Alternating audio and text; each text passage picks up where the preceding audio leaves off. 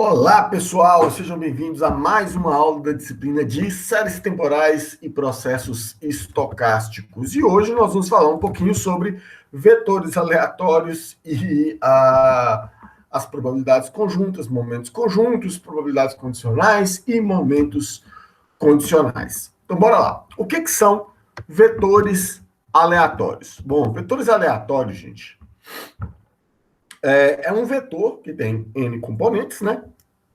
A gente chama de enésima dimensão, né? Quando ele tem N componentes, e cada um dos componentes deste vetor é uma variável aleatória. Eles têm essa característica. Todas essas variáveis aleatórias, elas compartilham o mesmo espaço amostral ômega, ok?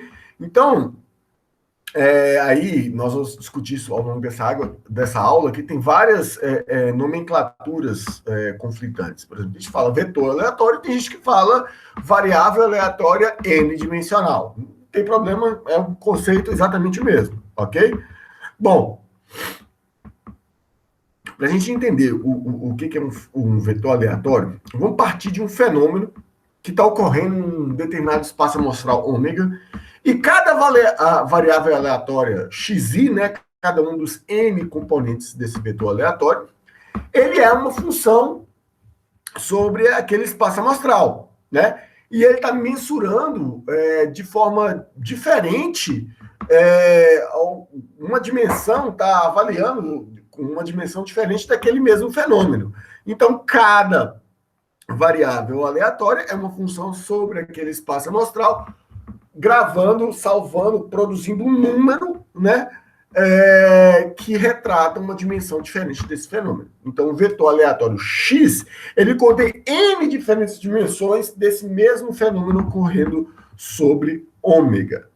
Então, como cada dimensão, como cada componente disso é uma variável aleatória, cada um deles é regido por uma distribuição de probabilidades, e as amostras de cada variável aleatória, elas são I e D, elas são independentes e identicamente distribuídas. Que não quer dizer que os componentes do vetor aleatório são independentes entre si. Muito pelo contrário, muitas vezes eles dependem uns dos outros, mas nem sempre. Ok? Então, para simplificar a notação, daqui para frente, nós vamos trabalhar sempre com um vetor aleatório bidimensional. Nós vamos chamar a primeira componente de x, a segunda componente de y. Não tem problema nenhum. Tudo que eu defini para esse vetor aleatório, para esse vetor aleatório de duas dimensões, ele é generalizado para qualquer vetor aleatório de n dimensões, sem nenhuma perda de generalidade.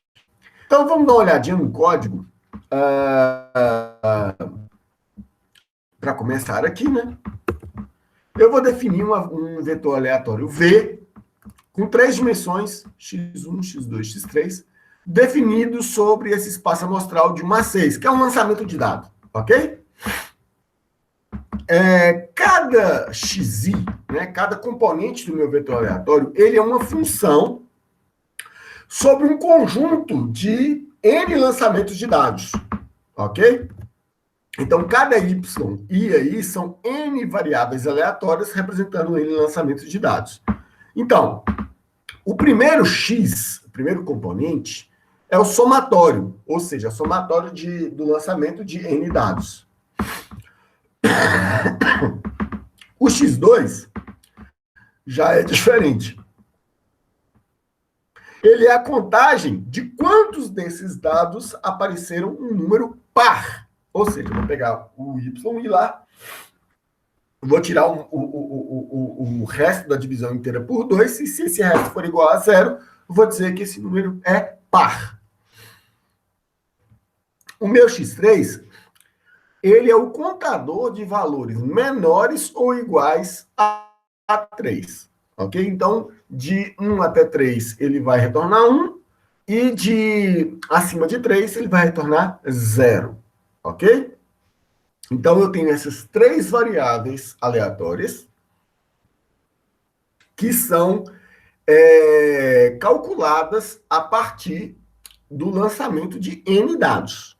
Então, eu tenho um vetor aleatório com essas três informações. Vou simular ele aqui. Eu tenho essa minha função vetor aleatório. N aqui é o número de dados que eu vou lançar. E M é o número de amostras do meu vetor aleatório que eu vou gerar. Ok? Então, eu tenho aqui x1, x2, x3. Eu vou gerar N amostras. O x1 é a soma, o x2 é a paridade e o x3 é o menor ou igual. Então, eu vou, para cada uma das amostras, eu vou rolar m dados, gerando uma variável aleatória de 1 até 6, né? Lembrando que isso aqui é o limite superior, ele não conta. Essa variável aleatória, ele é um número inteiro de 1 a 6, é um lançamento de dados simples. Se for para a variável 1, eu só vou somar com o valor anterior. A paridade, eu vou verificar se essa variável aleatória ela é divisível por 2, inteiro, né? Se o resto da divisão é por 2 igual a 0. E se for menor ou igual, só comparo aqui se o valor é menor ou igual. E nesse caso, tanto na paridade quanto no menor ou igual, eu vou somar 1. Daí eu vou acionar esses valores nas respectivas variáveis aleatórias e vou retornar aqui, ó, x1, x2 e x3. Então, por exemplo, eu vou diminuir aqui, vou rolar 2 dados e vou gerar aqui só 10 amostras, para a gente ver.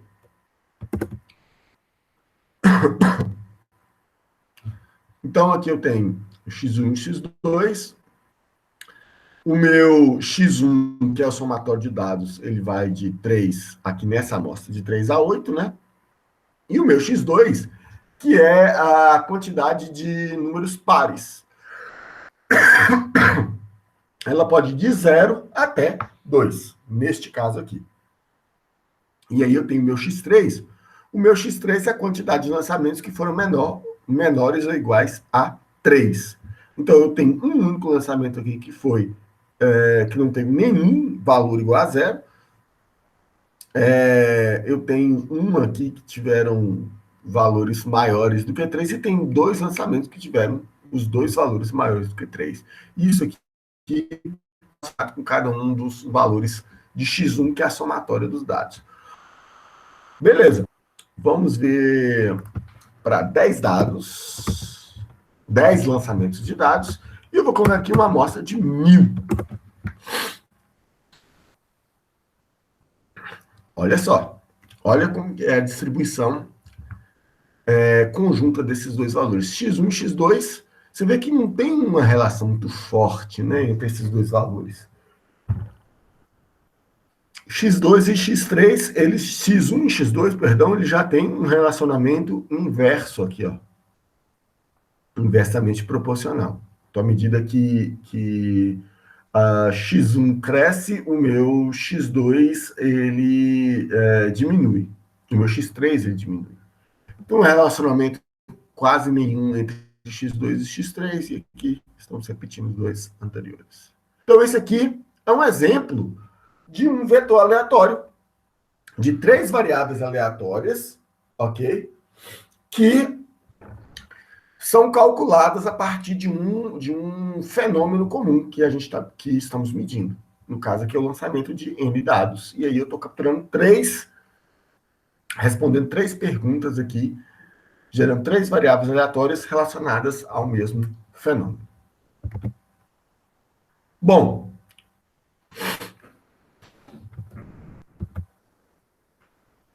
com isso, gente, a gente já pode evoluir aqui para o conceito de funções de probabilidade conjunta. A gente já tinha visto esse conceito de funções de probabilidade conjunta lá atrás, lá na primeira vez estava revisando as leis gerais de probabilidade. Só que agora as funções de probabilidade conjunta elas vão ter uma outra perspectiva aqui para nós. Primeiro, vamos trabalhar com nomenclaturas. Olha, gente, vocês vão achar inúmeras nomenclaturas para a probabilidade conjunta. Olha aqui na primeira linha. A probabilidade conjunta de x e y de um determinado x, intersecção com um determinado y. Isso aqui é completamente equivalente a probabilidade de xy com x igual, aí eu estou falando aqui exatamente a variável aleatória igual o valor. Aqui só tem os dois valores, aqui eu tenho a variável aleatória igual ao valor. Ou, simplesmente, que isso aqui é completamente equivalente à probabilidade conjunta de xy, só com os dois valores aqui separados por uma vírgula. O que essa notação aqui tem de importante? Esse sobrescrito aqui, ó, aliás, esse subscrito aqui, indicando que as duas variáveis, que essa é uma distribuição de probabilidade conjunta entre essas duas variáveis, x e y. Sem problema nenhum nessa nomenclatura aqui. Eu prefiro a simples que não tem o sobrescrito.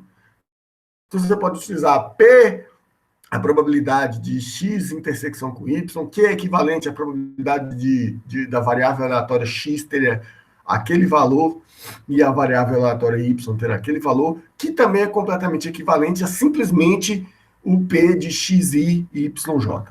Tá? Então, todas essas nomenclaturas aqui, elas são equivalentes, significam exatamente a mesma coisa, que é a probabilidade conjunta dos valores xi na variável aleatória x e yj na variável aleatória y. Ok?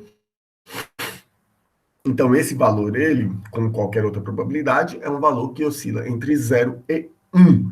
E o somatório, para todos os x e para todos os y, eles têm que somar igual a 1, como todas as regras de probabilidade. E aí vale a mesma coisa se nós tivermos uma função de massa de probabilidade aqui ou de densidade de probabilidade aqui embaixo.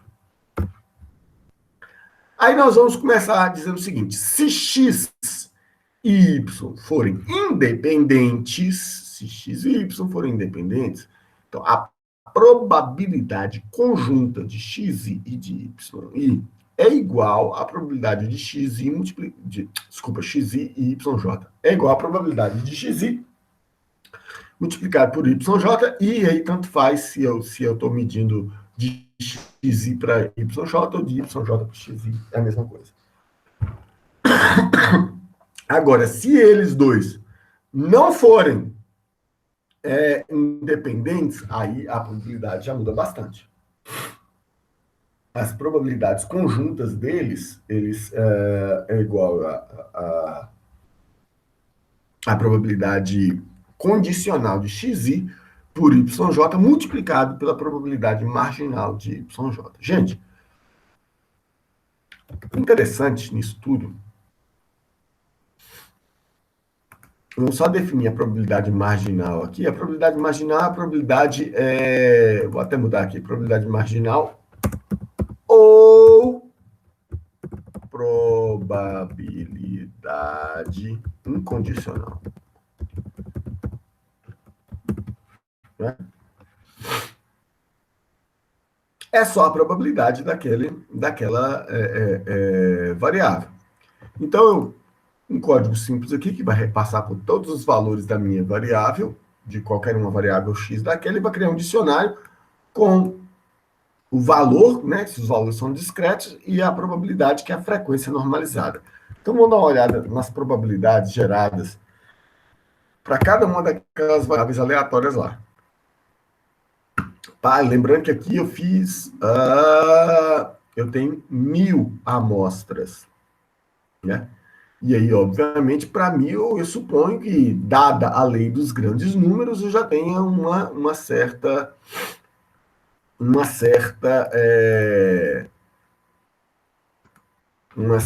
regularidade, né, da média e uma convergência em distribuição, pelo menos.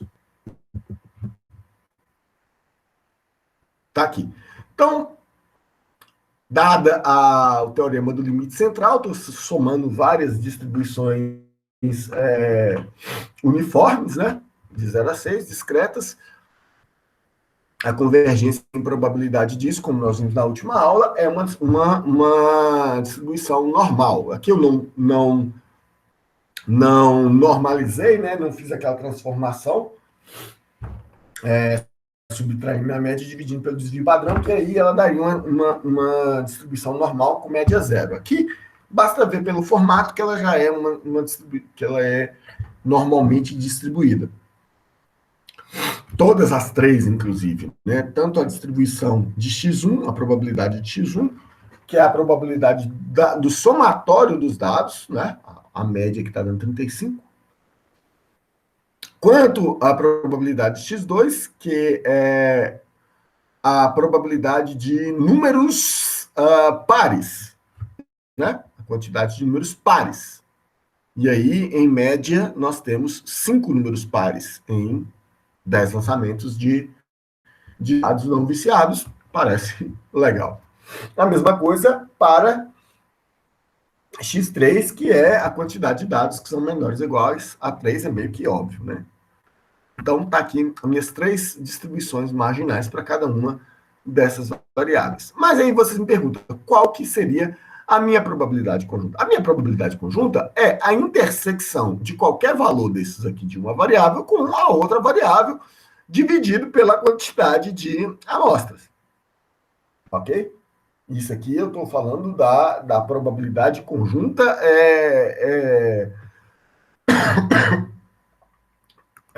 empírica, né? Ou seja, não estou utilizando nenhuma distribuição, não estou utilizando nenhuma fórmula de distribuição de probabilidade, nenhuma distribuição paramétrica, nenhuma fórmula analítica de distribuição de probabilidade. Estou pegando daquelas variáveis aleatórias que eu simulei no passo anterior e de lá estou calculando a probabilidade conjunta, até para poder mostrar que essas regras de probabilidade que nós vamos mostrar, elas independem da distribuição de probabilidade. Então, a probabilidade conjunta que eu estou calculando aqui embaixo é simplesmente isso aqui, né? Estou vendo a intersecção, quantas vezes esses dois números apareceram em conjunto, e contando quantas vezes eles apareceram, e depois dividindo pelo total lá pelo somatório. Isso aqui não pode ser nem, na verdade, o ômega. Isso aqui tem que ser aquela função f, que é a função de ação, que é ela que contabiliza para nós os eventos. Então, isso aqui, ó. Isso aqui é a cardinalidade da função de partição. Ok. Então, a probabilidade conjunta, ela é interessante nós vermos aqui. Eu estou pegando, vou gerar aqui a probabilidade conjunta de x1 e de x2. Vou gerar a distribuição de probabilidade, que é uma distribuição de probabilidade discreta, e agora ela vai ser uma matriz. Olha só que interessante. Aqui no meu eixo x, eu tenho a minha variável x2, que é a quantidade de números pares, certo? E aqui no eixo y, eu tenho a minha variável x1, que é a somatória dos valores. Olha só que interessante. Aqui, como eu sei que, e nós veremos isso mais à frente, eu tenho uma distribuição normal, eu tenho uma outra distribuição normal, e a combinação dessas duas distribuições será uma distribuição normal bivariada, que é bem o que está acontecendo aqui. Você vai ver que a concentração dos valores está aqui no meio da distribuição. Você vai ver que tem os quadradinhos brancos aqui, e você assim, mas não deveria ser contínuo? Ok, gente, nós estamos aproximando. A distribuição normal, ela é uma distribuição contínua, e nós estamos lidando com o universo de discurso discreto aqui para facilitar o processo de simulação. O que ele está dizendo aqui? Se você observar bem, você vai ter um quadradinho branco aqui, e esse branco aqui, se você olhar aqui ao lado, ele quer dizer uma probabilidade tendendo para zero, assim como o azul mais forte, uma probabilidade tendendo aqui para 0,5 aqui em cima, não, 0,45. 0,045, perdão. Ok? Então, essas seriam as maiores probabilidades. E também, lembrando lá do slide, que a somatória de todas essas probabilidades que estão aqui nessa matriz tem que ser igual a 1. Ok? Então, Quando eu vejo um quadradinho branco desse aqui, com a probabilidade quase zero, aqui ligando o x1 igual a 34, a somatória dos 10 dados deu 34. E isso aqui está associado com 5 valores pares. 5 valores pares.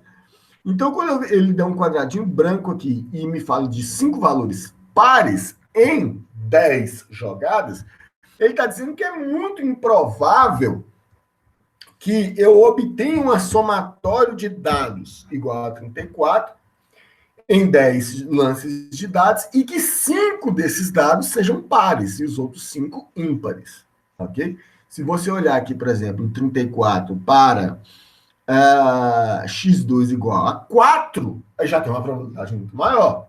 Então, ele aceita que esse valor de somatório 34 é muito mais viável quando eu tenho apenas 4 dados com números pares e os outros 6 dados lançados têm números ímpares, ok? Então, essa aqui é a distribuição de probabilidade conjunta entre da variável x1 e da variável x2. Vamos dar uma olhada aqui na x2, na x3, na x1 para x3.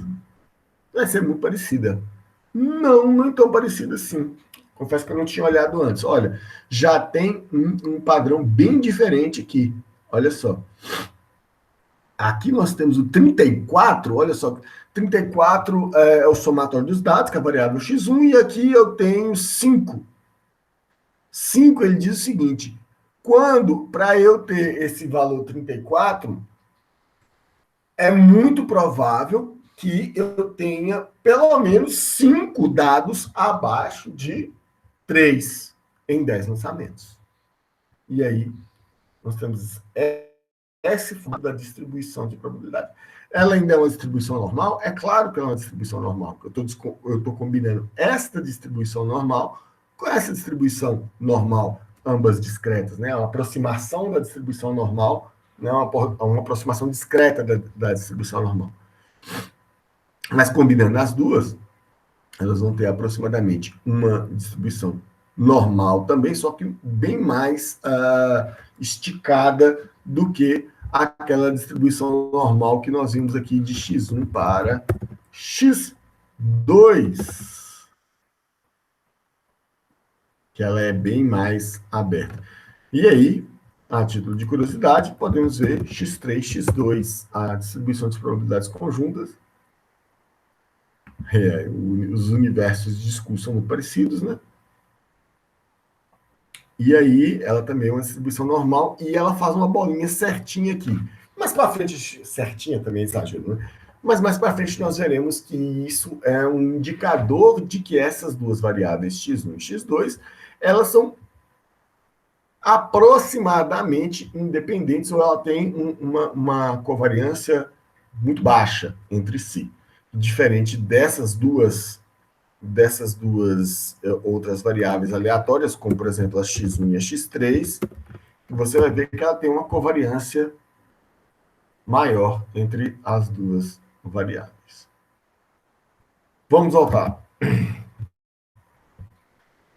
Bom, senhores, se eu consigo a distribuição de probabilidade, senhores, eu também obviamente consigo gerar a função de probabilidade acumulada. E aí também, mais uma vez, todas essas nomenclaturas aqui são equivalentes entre si. Todas elas significam a mesma coisa. A função acumulada de xi, a função de probabilidade acumulada conjunta de x e y, né?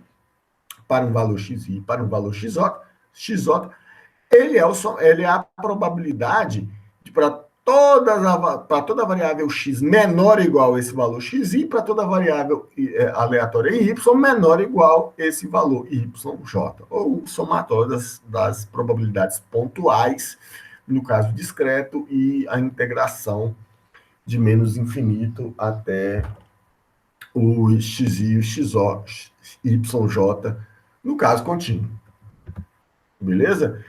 Vale a mesma coisa. Se a minha variável aleatória x ela é independente da variável aleatória y, significa que, então, as probabilidades acumuladas conjuntas, elas são iguais ao produto das probabilidades acumuladas marginais. Segundo a lei da probabilidade total, eu consigo calcular a probabilidade marginal de um valor somando, né, utilizando a probabilidade conjunta, né? Então, para eu saber qual que é a probabilidade de x, a probabilidade marginal de x, eu vou somar, no caso discreto, por exemplo, todas as probabilidades conjuntas de x com y para todos os valores de y. Ok? Então, eu vou, voltando aqui neste caso, então, se eu quiser, por exemplo, saber qual é a probabilidade de 34, eu posso pegar todo mundo que está nesta linha aqui do 34 e somar essas probabilidades aqui, que aí a probabilidade condicional de 34 com 0, a probabilidade condicional de 34 com 1, com 2, com 3, com, por aí vai, somando todas essas probabilidades condicionais aqui, eu tenho a probabilidade incondicional de 34 que está aqui. Ok? Então, salvo as pequenas desvios de numéricos, nós podemos pegar aqui pxy, certo? xl e yl. Então,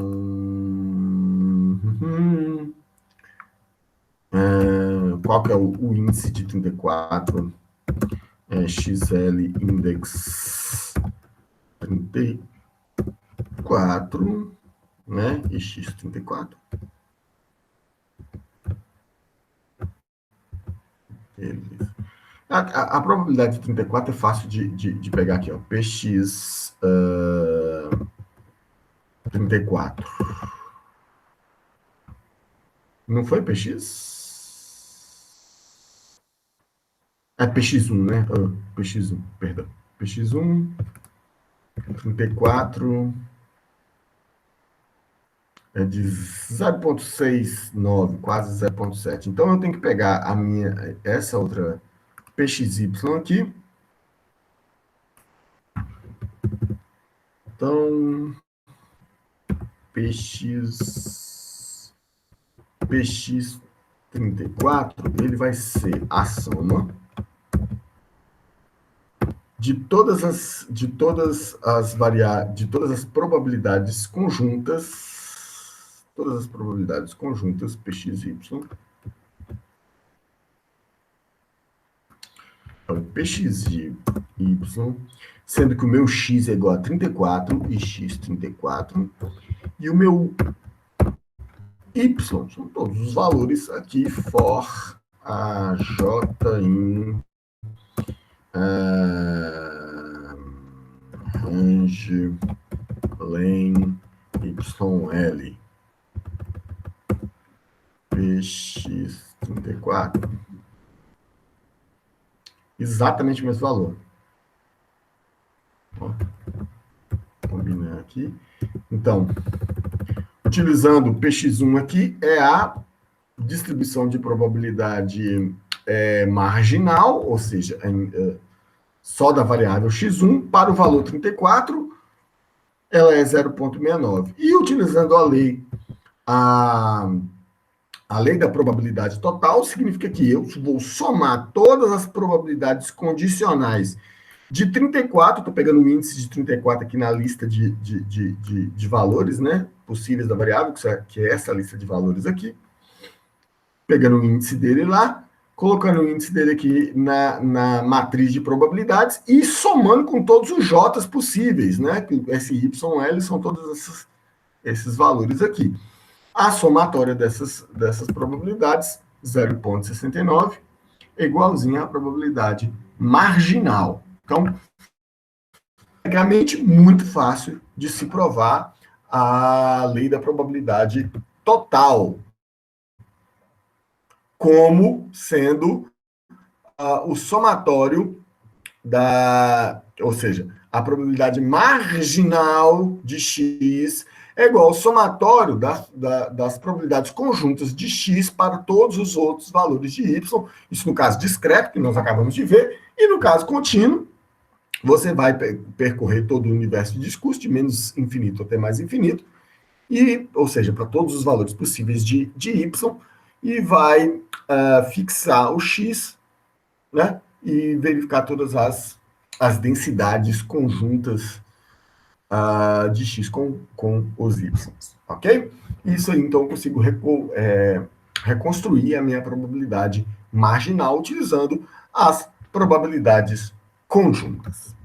Então, quais são os momentos conjuntos que a gente consegue gerar utilizando essas probabilidades conjuntas? O primeiro deles é o valor esperado vetorial. O que é o valor esperado vetorial? É o valor esperado de todos os componentes do vetor. Então, eu posso utilizar essa nomenclatura aqui, né? O operador de valor esperado com o Vzinho embaixo, indicando o meu vetor aleatório, né? E aqui o vetor, ou só o vetor aqui sem o V embaixo.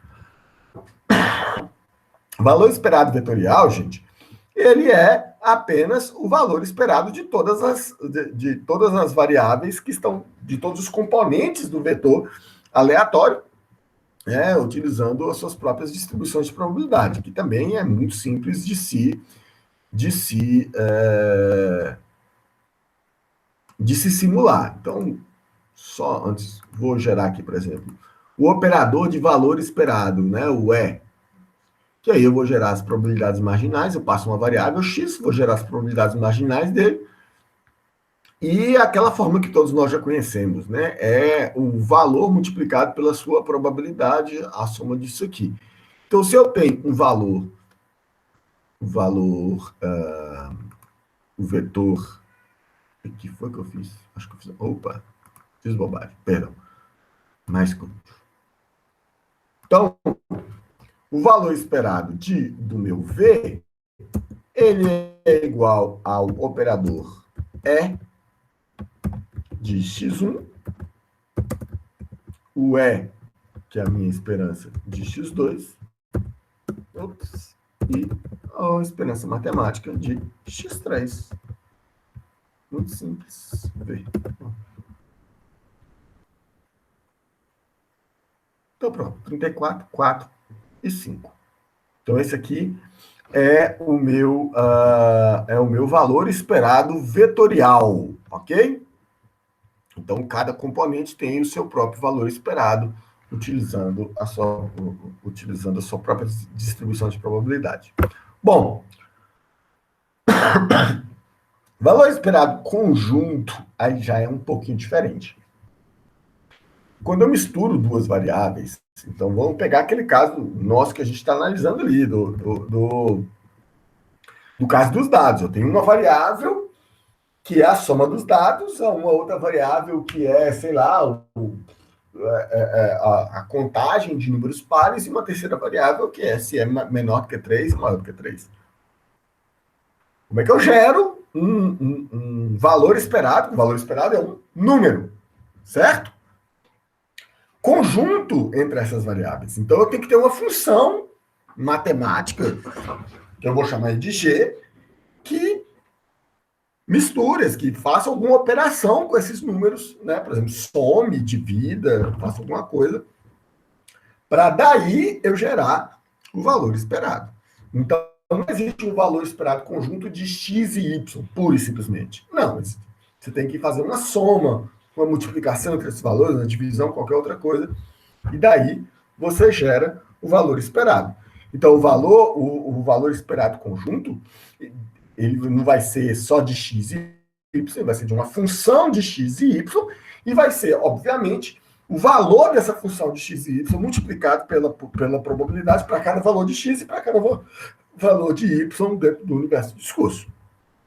Ok? Então, de certa forma, é simples de se pensar nesse valor esperado conjunto.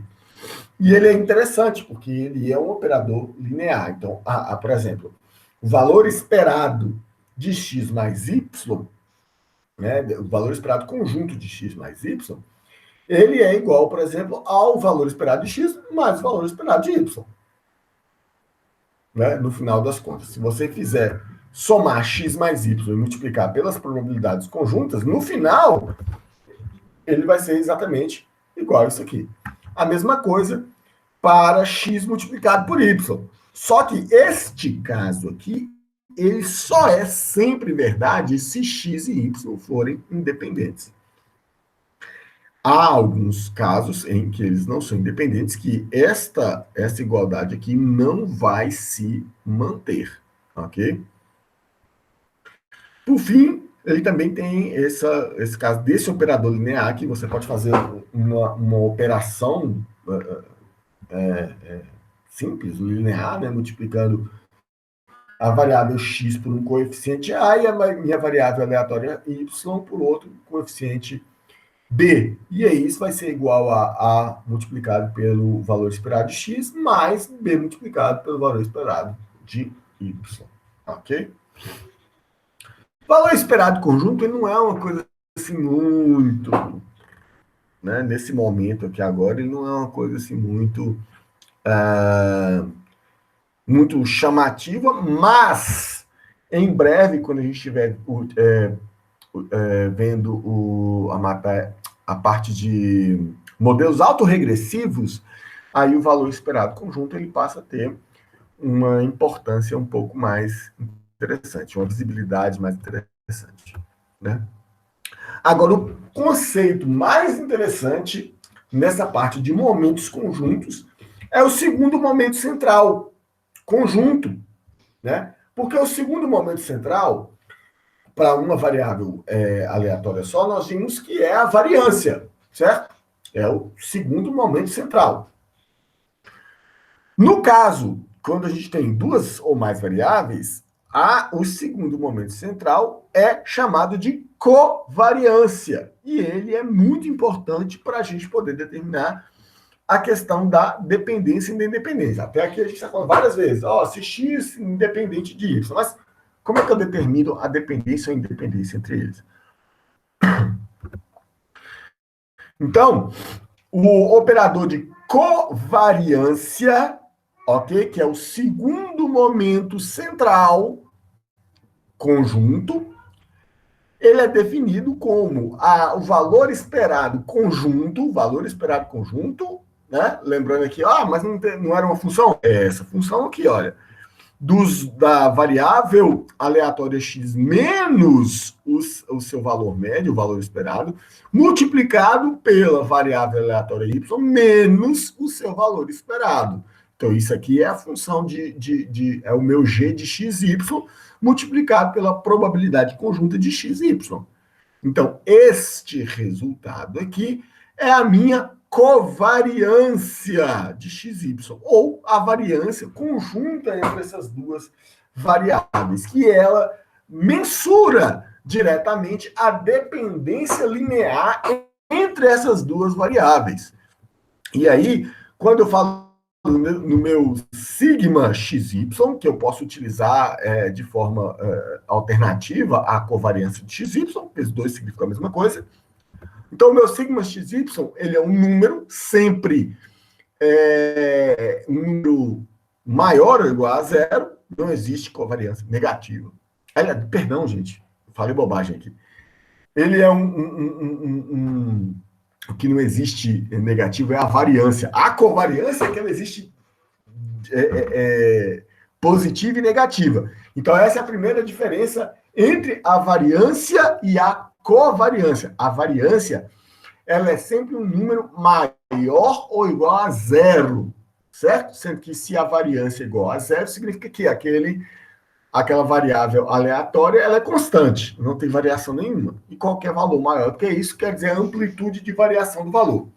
Mas a covariância, ela está medindo a dependência entre x e y de forma que, se o sinal da covariância é positivo, significa que quando uma cresce, a outra cresce também.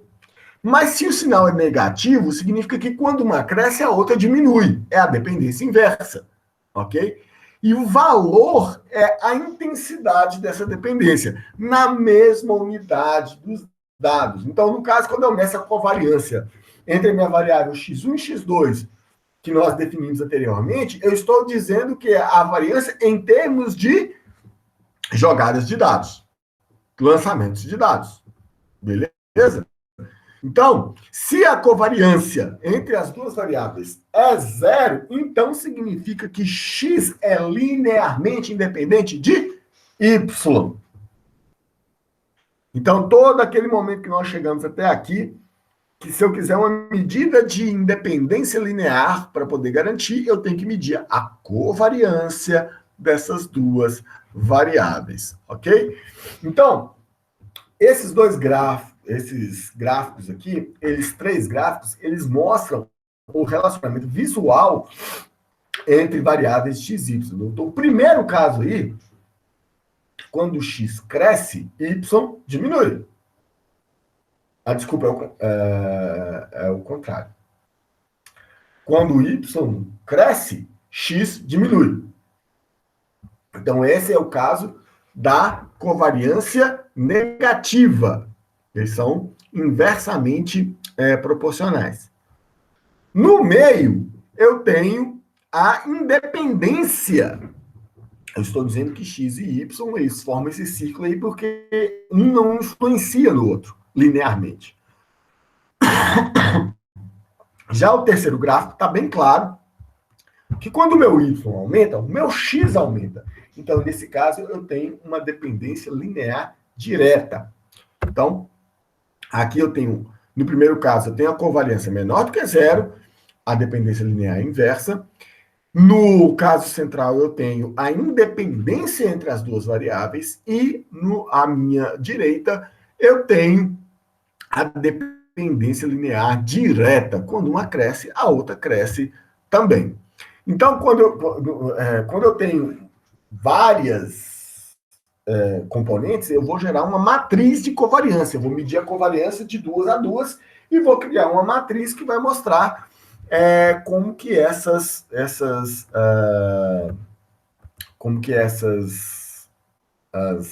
as variáveis, as componentes do vetor aleatório, elas se influenciam. Então, a minha matriz sigma, né, que ela é importantíssima lá para normal multivariada, que nós veremos daqui a algumas aulas aí para frente, quando a gente estiver estudando processos gaussianos, essa matriz de covariância, ela governa aí o quanto que as variáveis, elas se influenciam, né?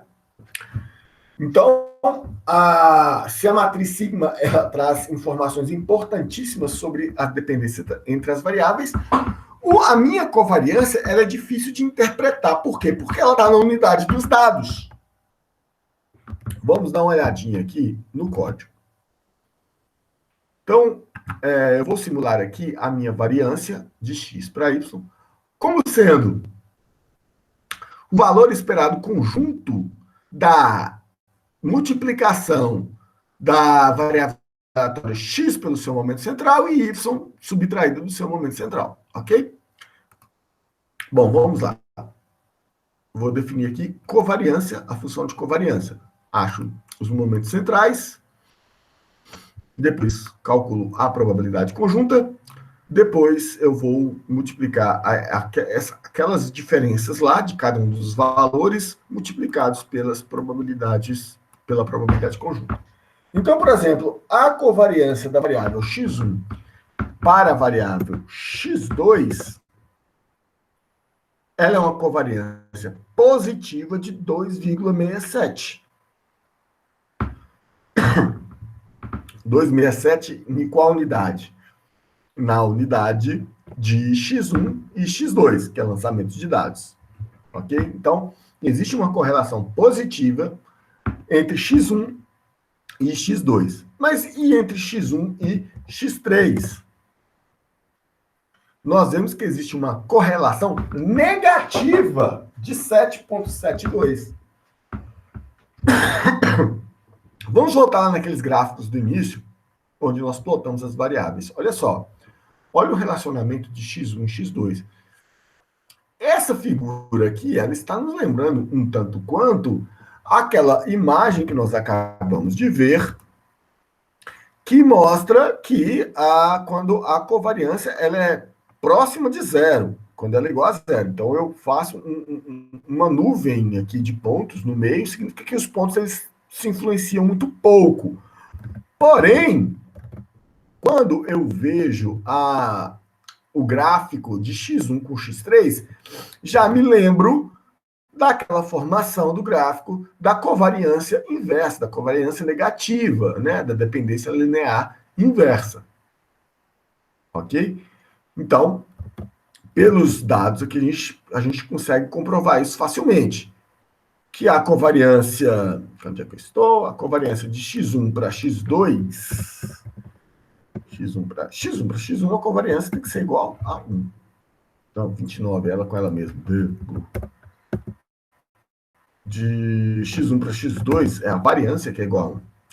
x1 para x2, mas isso aqui não é igual a zero.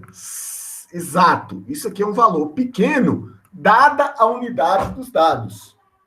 E a minha covariância de x1 para x3, menos 7. Mas menos 7 é um valor grande ou é um valor pequeno na unidade dos dados? Então, essa é a grande questão de quando a gente trabalha com a covariância. Qual que é o problema da covariância?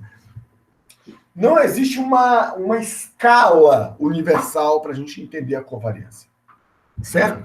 Você tem que entender muito bem a unidade das duas variáveis aleatórias. Você está misturando as unidades das duas variáveis aleatórias. Então, para fazer com que eu tenha uma medida mais universal, é que nós utilizamos a correlação, o RO. O que é o RO? Eu estou pegando a minha covariância e dividindo pela multiplicação das variâncias das duas variáveis. E aí eu vou normalizar a minha covariância no intervalo menos 1, que é a correlação inversa perfeita, e 1, que é a correlação direta perfeita, e o 0 continua sendo não há relacionamento entre as duas variáveis. Então, por exemplo, numa leitura simples desse coeficiente ROI, o ROI é um peixe, é um RO, a letra grega RO, né?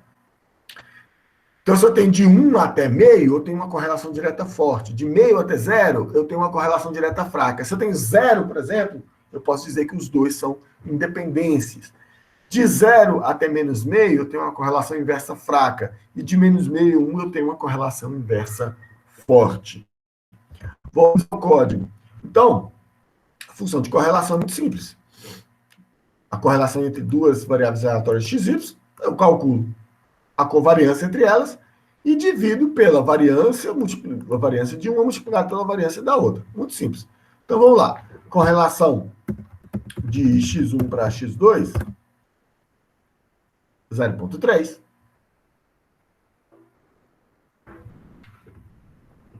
Que é uma correlação fraca, na verdade. E de x1 para x3 é uma correlação inversa, fraca também, mas um pouco mais forte do que a correlação de x1 para x2. A correlação de x para x1 é 0,3. Engraçado isso. Vamos lá, senhores. Isso aqui deveria dar 1, mas acho que tem alguma aproximação numérica que falha. Mas, detalhes. Estou me lembrando aqui agora, é a covariância. A covariância de uma variável com ela mesma é igual à variância dessa variável. Vamos lá, pessoal. Exatamente igual, inclusive. Porque, voltando, covariância aqui, covariância. A probabilidade conjunta de uma variável com ela mesma é igual à probabilidade dessa variável. E se você olhar o cálculo da variância, é x menos a esperança de x ao quadrado. Então, vai dar a mesma coisa. Então, a covariância de uma variável com ela mesma é igual à variância dessa variável. Beleza? Bom, Do mesmo jeito que eu tenho a matriz de covariâncias, eu tenho a matriz de correlações, né? Que é bem simples, e aí seria a matriz de covariâncias normalizadas no intervalo -1 até 1, mais simples de se compreender. Então, gente, lições importantes até aqui. A covariância, que é o segundo momento central, conjunto, ela mede a dependência linear entre duas variáveis aleatórias, ok? A covariância é talvez o ponto mais importante dessa primeira parte aqui dos momentos conjuntos. Então, tem a distribuição de probabilidade conjunta e o momento conjunto mais importante é a covariância. Agora vamos falar sobre funções de probabilidade condicionais. Aí já muda bastante coisa, A função de probabilidade condicional, ele utiliza essa barra aqui no meio de x dado y. E isso aqui faz muita diferença, porque a função de probabilidade conjunta de x e y, ela é igual à função de probabilidade conjunta de y e x. Não tem a menor diferença. Só que na probabilidade condicional faz toda a diferença a ordem dos termos. Então, eu não posso dizer que a probabilidade condicional de x dado y é igual à probabilidade de y dado x. De jeito nenhum, são muito diferentes. Eu posso falar isso utilizando as probabilidades conjuntas. Então, olha as nomenclaturas aqui em cima. Probabilidade. Olha o subscrito aqui, x barra y, exatamente para diferenciar esta probabilidade da probabilidade conjunta, que era P sobrescrito XY. Agora é P sobrescrito X barra Y, indicando que é uma distribuição de probabilidades condicionais de Y dado, de X dado Y, ou de Y dado X. São muito diferentes. Como nos casos anteriores, você tem todas essas alternativas de notação, mas eu sempre utilizo a mais simples aqui no canto, sem os subscritos. Beleza? E aí, é fácil eu definir a minha probabilidade condicional de xi dado y como a probabilidade conjunta entre eles dividida pela probabilidade de y. Ou seja, a probabilidade conjunta dos dois aqui em cima e a probabilidade o dependente é y, na verdade, mas do independente aqui embaixo.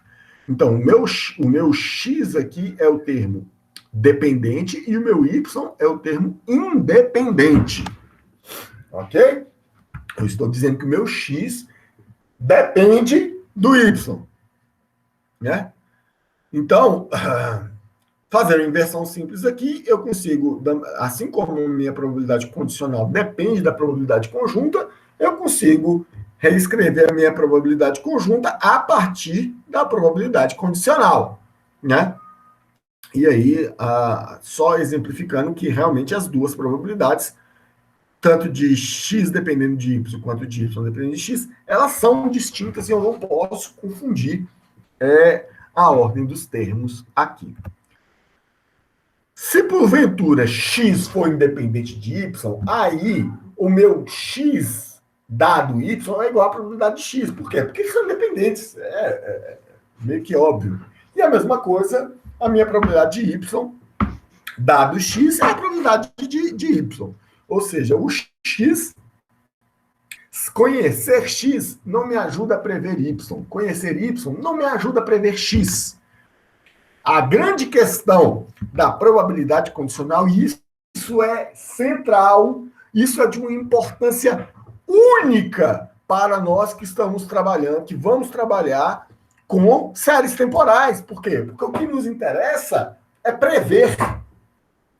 E a probabilidade condicional, ela está exatamente nos dizendo Quando eu conheço o Y, o quanto conhecer o Y me ajuda a prever, me ajuda a saber da existência de X e vice-versa, aí, no caso da segunda probabilidade. Ok? Então, se eles são independentes, saber de um não me ajuda nada a conhecer o outro. Mas se eles não são independentes, aí a probabilidade, a existência de um me ajuda a prever o valor do outro. Assim como nós temos as probabilidades, a função P, a gente também tem a probabilidade acumulada condicional. Né? Não vou perder muito tempo com isso aqui.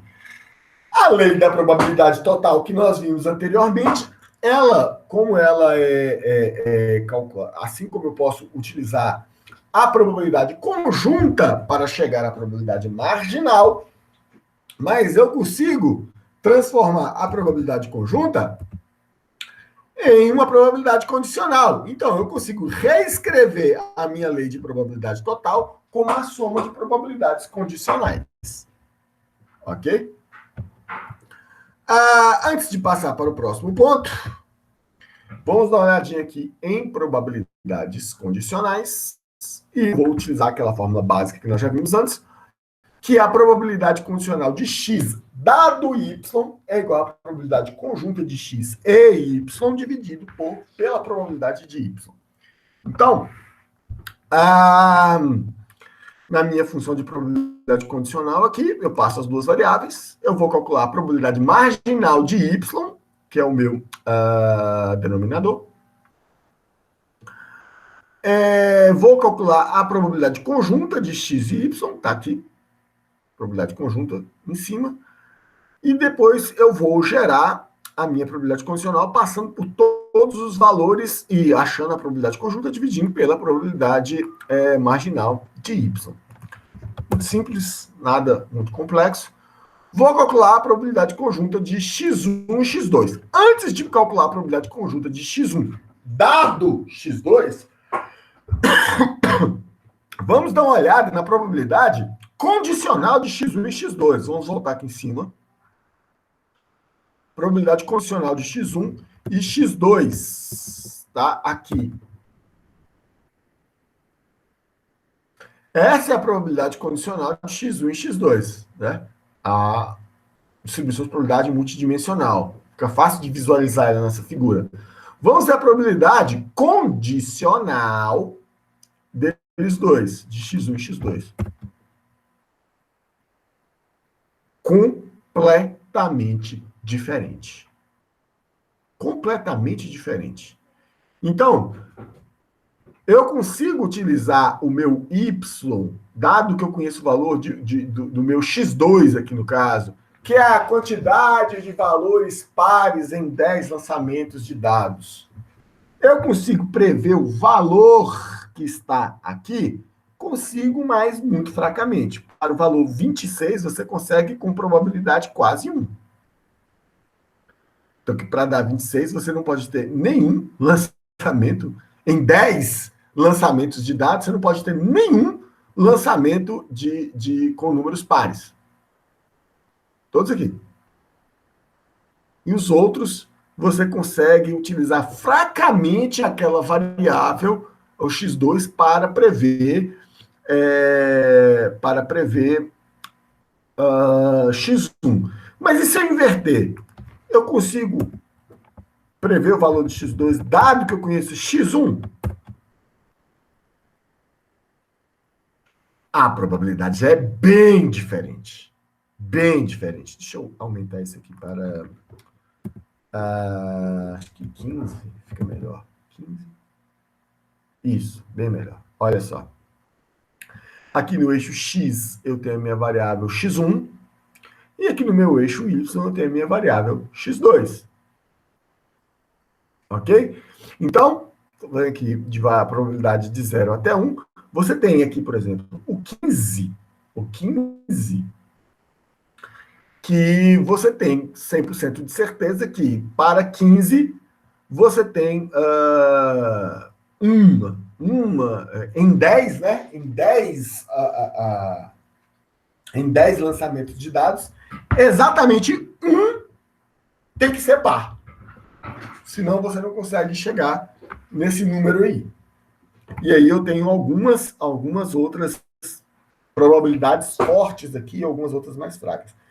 Veja o quanto o quanto x1 é melhor para prever x2 do que x2 para prever x1. Então, as probabilidades condicionais são muito diferentes. Muito diferentes. A lei da probabilidade total, ele vai nos dizer o seguinte: para todos os valores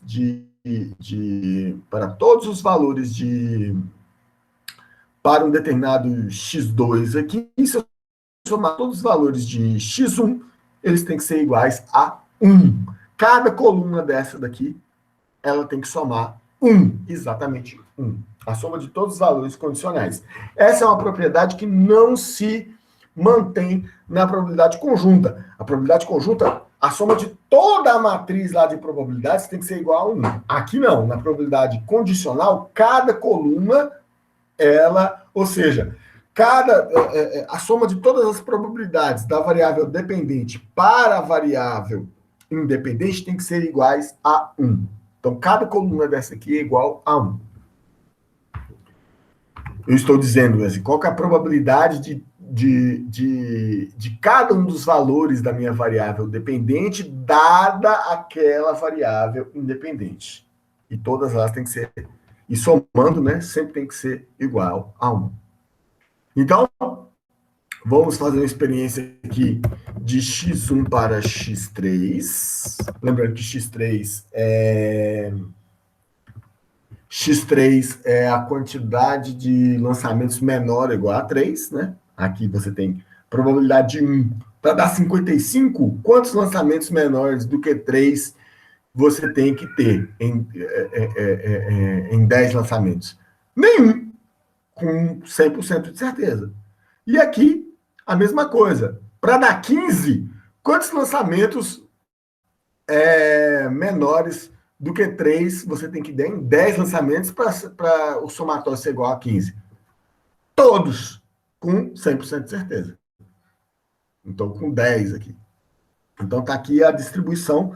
Tá bem fraquinho aqui, mas dá para ver a distribuição de probabilidades. Então, se eu pegar, por exemplo, de x3 para x1, tá bem mais forte a distribuição de probabilidades aqui discreta. Bom, então,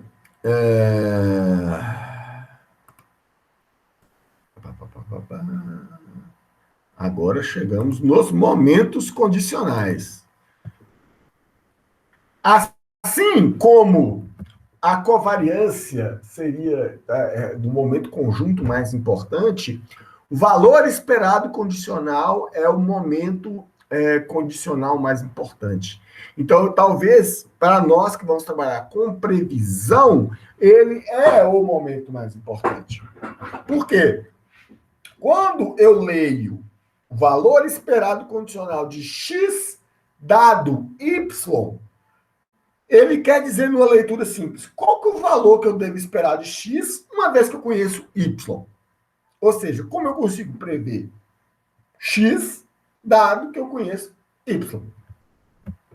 Então, a esperança condicional de x dado y é o estimador mais provável, né? É o estimador do valor mais provável, pelo critério do erro quadrático médio, para a variável aleatória x, dado que você conheça a variável aleatória y. Isso, gente, se x e y, obviamente, não forem independentes. Se eles forem independentes, um não ajuda em nada a prever o outro. Então, de cara, eu estou ressaltando mais uma vez a importância do segundo momento conjunto, a covariância. Então, primeiro eu verifico qual que é a covariância ou a correlação, para ficar mais fácil de interpretar, entre as duas variáveis aleatórias. Elas Elas são dependentes entre si, ou seja, a covariância é diferente de zero? Sim. Então, em alguma proporção, eu sou capaz de utilizar uma para prever a outra. Certo? E é isso que o estimador de valor esperado faz. Ele estima qual que é o provável valor de x, dado que eu conheço o valor de y. Então, fazer isso na prática tem um conjunto de complexidades. A gente está fazendo aqui com um exemplo simples ali no código. Por quê? Porque as variáveis são discretas, o universo, o espaço amostral, ele é pequeno, ele é limitado, é simples gerar. Mas imagina variáveis bem mais complexas, com o domínio, no domínio contínuo, certo? Que tem um intervalo de valores muito maior, então é muito mais complexo de se fazer isso. Na verdade, não é nada simples trabalhar com o operador de valor esperado se você não conhece a distribuição dos dados, certo? Quando a gente vai trabalhar com processos aleatórios, geralmente você conhece a distribuição de probabilidade dos dados. Mas lá em séries temporais, a distribuição de probabilidades é desconhecida.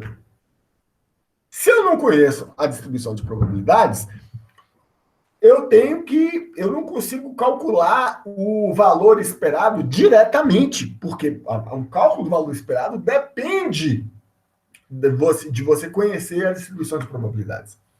Você vai estimar, né, empiricamente o valor esperado. No caso das séries temporais, isso é ainda mais difícil, porque os dados podem sofrer inúmeras variações e a distribuição dos dados pode mudar ao longo do tempo. Então, estimar o valor esperado condicional ele não é exatamente uma tarefa trivial. Mas todo modelo... Essa é uma informação, uma afirmação categórica.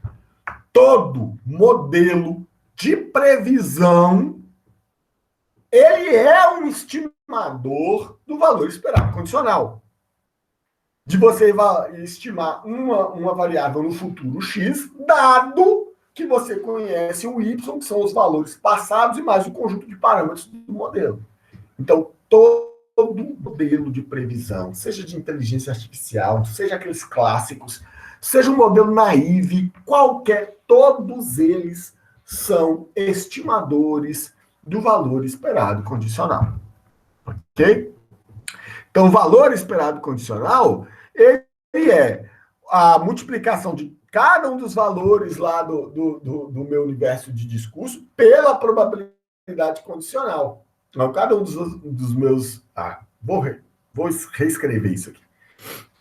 É a multiplicação dos valores da variável dependente multiplicada pela probabilidade condicional da variável dependente dada a variável independente. Ou, no caso, por exemplo, se a minha variável dependente é o x e a minha variável independente é o y, nós vamos chegar nessa primeira definição aqui, ó. É o somatório de todos os valores de x multiplicados pela probabilidade condicional de x dado y. E esse aqui é o caso contínuo, é o valor de x multiplicado, é o infinitesimal de x multiplicado pela densidade de x dado y. Mesma coisa se eu inverter os termos aqui. Aqui, só para reforçar que existem inúmeras notações diferentes, né? E que aqui, assim como na probabilidade, a gente tem que prestar bastante atenção na ordem dos termos, em quem é a variável dependente e quem é a variável independente. Aí tem várias notações, eu sempre uso a mais simples. Ok? Mas essa é a definição do valor esperado condicional.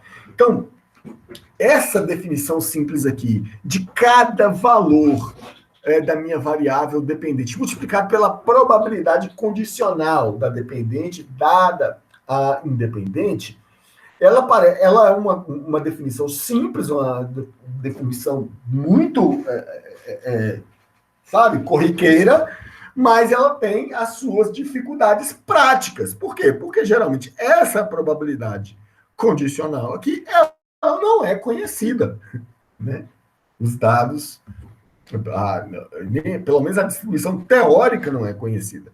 Você tem uma aproximação dos dados do que seria essa distribuição, e aí a aproximação ela gera erros de aproximação e gera mais incerteza, e aí vira um rolo compressor. Aí, obviamente, se x e y são independentes, o valor esperado condicional de x dado y é igual ao valor esperado de x.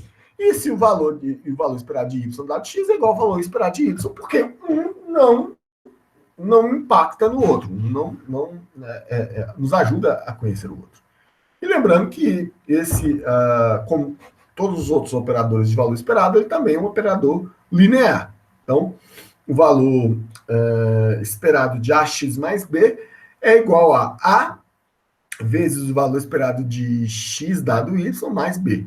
Ok? Gente, então, da mesma forma que eu enuncio esse valor esperado condicional para duas variáveis, ele pode ser generalizado para qualquer quantidade de variáveis aqui, ok?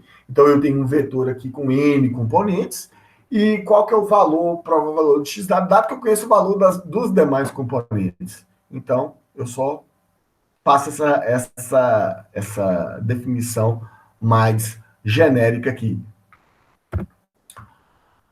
Por fim, eu tenho a lei da esperança total. O que é a lei da esperança total? Eu consigo recompor o valor esperado da minha variável aleatória utilizando os valores esperados condicionais de x dado a outras outras variáveis componentes. Então, é o valor esperado dy, né? A esperança, o valor esperado relativo à probabilidade de y, do valor esperado condicional de x. Erro na anotação aqui. Aqui tinha que ter uma barrinha aqui, viu? Peço perdão. Então, o mesmo. Esse aqui a gente volta naquela lei da probabilidade total, né? Basicamente a mesma construção. Gente, eu separei essa frase aqui, que é uma frase muito importante, que está no livro do Kay, né, do Stephen Kay, que está vocês vão ver aí na nossa bibliografia. É o livro Intuitive Probability and Random Process Using MATLAB. Olha essa frase é muito interessante. O valor da PDF da probabilidade condicional, ele aparece na predição ótima, onde está provado que o preditor com o mínimo erro quadrático médio de y dado x é o valor esperado condicional de y dado x. Ok? Então, o que essa frase está dizendo aqui? Presta atenção na última frase. This is optimal over all predictors, linear and non-linear. Ele está dizendo para mim que o valor esperado condicional, ele é provado como o melhor estimador para o valor de y, dado que eu conheça x. Ok? E ele é ótimo sobre todos os preditores lineares e não lineares. Mas, poxa, então é só eu pegar essa fórmula aqui e aplicar para todos os casos. Calma lá, gente. Como eu já falei, nós temos problemas aqui em encontrar a probabilidade condicional desses dois números e em estimar essa probabilidade para depois estimar este valor. Mas o valor esperado condicional, ele é um estimador eficiente quando os dados não são independentes. Ele é uma aproximação ótima, principalmente quanto mais correlacionadas forem as variáveis, mais eu consigo estimar a partir de valores da outra. Então, esse valor esperado condicional, ele é de importância prática enorme. E como eu disse anteriormente, todo modelo de previsão, ele é um estimador deste valor esperado. ok? Assim como eu tenho o valor esperado, eu também tenho a variância condicional. A variância condicional, ela vai me mostrar o quanto que uma variável x ela varia quando eu conheço uma outra variável y, ok? O quanto que a minha variável dependente, qual que é a variância da minha variável dependente, dado que eu fixei o valor da minha variável independente. E aí eu também consigo medir com isso, com a variância condicional, a dependência da variável dependente para a variável independente. Então, ela também é um cálculo simples, como o valor esperado condicional de x dado y, de x menos o valor condicional de x dado y ao quadrado. Então, ele é um momento de segunda ordem, um momento condicional de segunda ordem. Se x e y forem independentes, então a variância condicional de x dado y é igual à variância de x, né? Meio que óbvio. E eu também consigo recuperar minha variância da variável aleatória x utilizando tanto a variância condicional quanto o valor esperado condicional. Então, essa é a lei da variância total. Gente, para concluir aqui, por que o que nós estamos vendo aqui em vetores aleatórios e todas essas probabilidades e momentos conjuntos e condicionais, por que isso é importante daqui para frente? Por quê? Vamos supor um conjunto de variáveis aleatórias, e nós vamos conceituar o que é processo aleatório processo estocástico, perdão, na nossa próxima aula, tendo como base vetores aleatórios. Mas dentro desses vetores aleatórios, eu tenho uma informação, conheço um dos componentes, e eu não conheço um outro componente. Se eles não são independentes, eu posso utilizar um para prever o outro. E eu posso fazer vários tipos de previsão. Eu posso fazer a previsão escalar, ou seja, eu posso prever o valor mais provável, e aí é o que nós já vimos antes, que é o estimador de valor esperado condicional. Eu posso fazer, por exemplo, uma previsão intervalar, que eu vou fazer um intervalo preditivo. Eu falo assim, olha, o valor real, ele está dentro desse intervalo aqui, que seria a minha estimação do valor esperado condicional, mais ou menos a variância condicional de um pelo outro. Ou eu simplesmente posso fazer a previsão probabilística. Eu posso falar assim, olha, para todos os valores possíveis dado que eu conheça y, um valor de y, qual que é a probabilidade de qualquer um dos valores possíveis de x? Aí eu consigo ver que o quanto que aquele meu y, que é a informação disponível, a informação que eu tenho, e qual que é a probabilidade de cada um dos valores de x acontecer, dado que eu tenho aquela informação. Então, isso aí, esses momentos conjuntos, essas